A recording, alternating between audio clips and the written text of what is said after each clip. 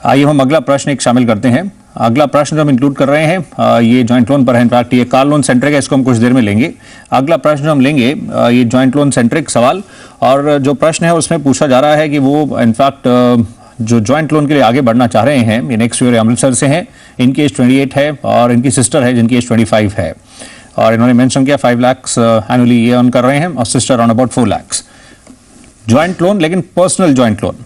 बलवंत साहब, इसमें दो पहलू, एक तो जब ये बात कर रहे हैं पर्सनल लोन, तो पर्सनल लोन में जॉइंटली इस तरह से जनरली तो नहीं होता है, एंड सेकेंडली ये भी कह रहे हैं कि सिस्टर के साथ बढ़ना चाह रहे हैं जो अनमैरिड हैं। इसमें लेंडर्स कितने कंफर्टेबल रहेंगे, क्योंकि आगे जैसे सिस्टर की मैरिज हो तो जॉइंटली में ये रिलेशनशिप एंड पर्सनल लोन किस तरह से आप समझाएंगे? देखिए सौरभ जी, ऐसा है कि पर्सनल लोन में जो जॉइंट बोरोअर का कंसेप्ट मैंने सुना नहीं है। तो इनको जैसे अगर एलिजिबिलिटी बढ़ानी है तो एलिजिबिलिटी तो वैसे दोनों की मिला के होगी, या अगर ये इंडिविजुअली भी अप्लाई करते हैं तो मेरा सुझाव रहेगा ये भी अप्लाई कर ले और इनकी सिस्टर भी अप्लाई कर ले, और इनकी जो इनकम है उसके हिसाब से, मेरे पास जो डिटेल है 3.5 लाख का इनकी इनकम के हिसाब से और सिस्टर की इनकम के हिसाब से 2.5 पौने 3 लाख के, तो 6 साढ़े 6 के आसपास इनको पर्सनल लोन मिल जाएगा। और बताना चाहूँगा कि जो रेट ऑफ इंटरेस्ट है वो ज़्यादा रहती है, तो अगर सिक्योरिटी देने के लिए कुछ है तो उस सिक्योरिटी के अगेंस्ट में लोन लेने, और अगर कोई ऑप्शन ही नहीं है तो फिर पर्सनल लोन लेना ही पड़ेगा। तो उसमें जो रेट ऑफ इंटरेस्ट है 15 से 22% के बीच में, डिपेंडिंग ऑन आपका जो जहाँ काम करते हैं और आपकी क्रेडिट हिस्ट्री वगैरह कैसी है उस पर।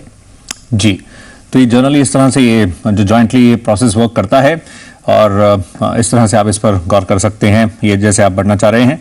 अब हम आइए अगला प्रश्न शामिल करते हैं जो रोहतक से है। ये आखिरी प्रश्न होगा जो कार लोन सेंट्रिक है, और मिस्टर शर्मा ने जानना चाहा ये कार लोन के लिए आगे बढ़ना चाह रहे हैं, और स्पेसिफिकली इस तरह से इनको अराउंड अबाउट 5 लाख के कार लोन की रिक्वायरमेंट है, एक नया व्हीकल ये लेना चाह रहे हैं।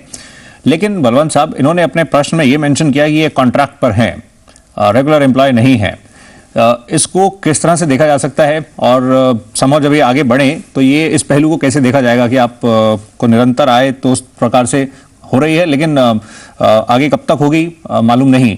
तो इनफैक्ट इस पहलू को कैसे देखा जाएगा जब ये कार लोन के लिए आगे बढ़ेंगे, कॉन्ट्रैक्ट का जहां तक बात है? देखिए सौरभ जी, ऐसा है कि आप कॉन्ट्रैक्ट पे है या रेगुलर एम्प्लॉयमेंट में है, उसमें बहुत ज़्यादा फर्क नहीं पड़ेगा अगर आपकी कंसिस्टेंसी है इनकम की, और अगर जैसे इनकी कोई क्वालिफिकेशन है, एक्सपीरियंस है, तो जैसे यहाँ नहीं है तो उनकी जो प्रोबेबिलिटी है दूसरे कोई जॉब पे भी एब्जॉर्ब होने की बराबर रहेगी। तो जो कॉन्ट्रैक्ट पे है तो वो इतना ज़्यादा एडवर्सली इनको इम्पेक्ट नहीं करेगा कार लोन के लिए।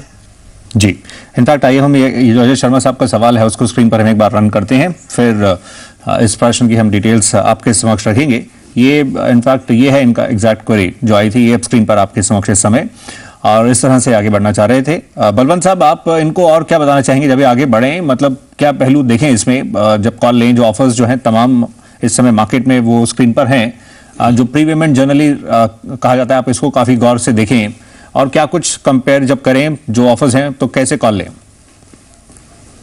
देखिए, कार लोन पे सबसे बड़ा फैक्टर जो है वो टेन्योर डिसाइड करने का रहता है। प्रीपेमेंट पेनल्टी नॉर्मली क्या है, लोग लोन लेते टाइम तो लंबे टेन्योर का लोन ले लेते हैं, पर इन्वेरिएबली कार बदली 2 या 3 साल में कार बदली कर देते हैं, तो जो कार लोन आउटस्टैंडिंग होती है उस पर स्टीप प्रीपेमेंट पेनल्टी है, वो देखना चाहिए।